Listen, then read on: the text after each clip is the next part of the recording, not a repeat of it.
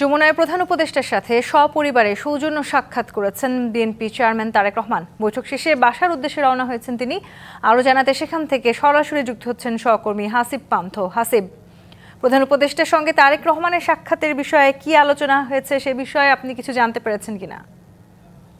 তন্নি, যেটি বলছিলেন আপনি, আসলে আজ বিশেষ করে বিকাল ৪টা কিংবা ৫টা নাগাদ কিন্তু আসলে বিএনপি চেয়ারম্যান তারেক রহমান তার প্রধান উপদেষ্টার সঙ্গে সৌজন্য সাক্ষাতের কথা ছিল। তবে পরবর্তীতে কিছু জটিলতা পার করে প্রায় সন্ধ্যা ৭:৩০ সাড়ে ৭টার মধ্যেই তিনি কিন্তু আসেন এবং সপরিবারেই আসেন। বিশেষ করে তার স্ত্রী, কন্যা, তাদেরকে নিয়ে একটি প্রোটোকল নিয়ে তিনি আসেন এবং এর পরবর্তীতে প্রধান উপদেষ্টার কার্যালয়ে রাষ্ট্রীয় অতিথি বাস যে ভবন, যেটি যমুনা, সেখানে প্রায় ২ ঘন্টা যাবৎ কিন্তু তারা কুশল বিনিময় করেছেন। তবে ভেতরে কি কথা হয়েছে কিংবা কোনো আলাপ আলোচনা হয়েছে কিনা সে বিষয়ে কিন্তু এখন পর্যন্ত, বিশেষ করে কিছুক্ষণ আগেই কিন্তু তিনি বেরিয়ে গিয়েছেন, এখন পর্যন্ত আমাদের সে তথ্যটি পায়নি। তবে ধারণা করা হচ্ছে বা একটি সূত্র বলছে বিএনপির, বিশেষ করে হয়তোবা আগামী নির্বাচনে দেশের অস্থিতিশীল যে আইন শৃঙ্খলার পরিস্থিতির অবস্থা রয়েছে, সব কিছু মিলিয়ে হয়তো আলোচনা করেছেন। তবে